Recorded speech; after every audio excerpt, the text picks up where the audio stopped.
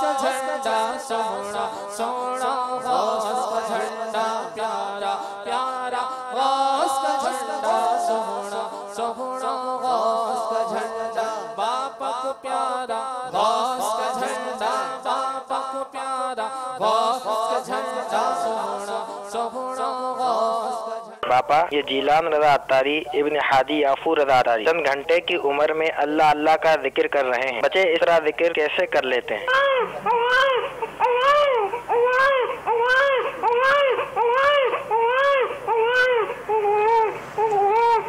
ماشاءاللہ یہ حاجی یافور ہمارے رکن شورا ہیں دعوت اسلامی کے، ان کی خوش نصیبی جیلان رضا نے بھی چند ہی گھنٹے کی عمر میں ذکر اللہ شروع کر دیا ہے، اور یہ اپنے ناظرین نے الحمدللہ دیکھا، یہ دعوت اسلامی پر اللہ تعالیٰ کا کرم ہے ماشاءاللہ۔ اور یہ جنہوں نے سنا انہوں نے واضح سنا ہوگا کہ یہ اللہ اللہ کہہ رہا ہے، یہ بچہ یہ اللہ کی شان ہے۔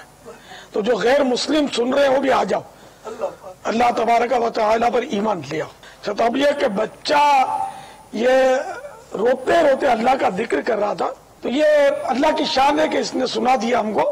میرا اپنا پوتا بھی چند مہینے کا ہے، یہ بھی بہت دن ہو گئے، مجھے میری پوتی نے بتایا تھا، جو 6 سال کی تقریباً پوتی ہے، اس نے بتایا، اس کے ابو حاجی عبید رضا نے بھی بتایا، مگر اس وقت یہ ریکارڈ نہیں کر سکے کہ وہ بھی روتے روتے اللہ اللہ کر رہا تھا۔ تو یہ اللہ تعالیٰ کا کرم ہے، اللہ کی شان ہے۔ حضرت علامہ یوسف بن اسماعیل نبہانی قدس سرہ نورانی سعادت الدارین میں نقل کرتے ہیں، حضرت سیدنا عبداللہ بن عمر رضی اللہ تعالی عنہما سے مروی ہے، بچے کا 2 ماہ کی عمر تک رونا، لا الہ الا اللہ کی گواہی، 4 ماہ کی عمر تک رونا، اللہ عز و جل پر پکے ایمان کا اظہار، 8 ماہ کی عمر تک رونا، میٹھے میٹھے آقا مکی مدنی مصطفیٰ صلی اللہ تعالی علیہ وآلہ وسلم پر درود پاک پڑھنا ہے۔ سبحان اللہ۔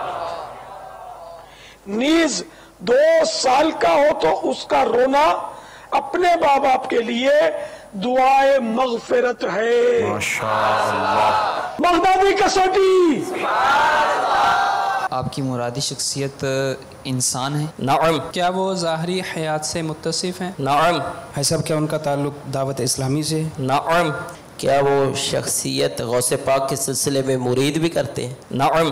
کیا وہ ابھی مدنی مذاکرے میں شریک ہیں؟ میرے علم میں نہیں ہے۔ کیا ان کا تعلق باب المدینہ سے ہے؟ نعم۔ کیا ان کا تعلق اراکین شورا میں سے ہے؟ لا۔ کیا ان کا تعلق خاندان امیر علیہ سنت سے ہے؟ نعم۔ کیا فضل بھائی آپ کی مرادی شخصیت کی کنیت ابو اسید ہے؟ نعم۔ آپ کی مرادی شخصیت حاجی عبید رضا عطاری دامت برکات عالیہ ہیں؟ جواب درست ہے۔ ہاں بھائی کلیجہ تھام لیجئے، جن کا نام نکلا اس خوش نصیب عازم بغداد کا نام عرفان بن ریاض۔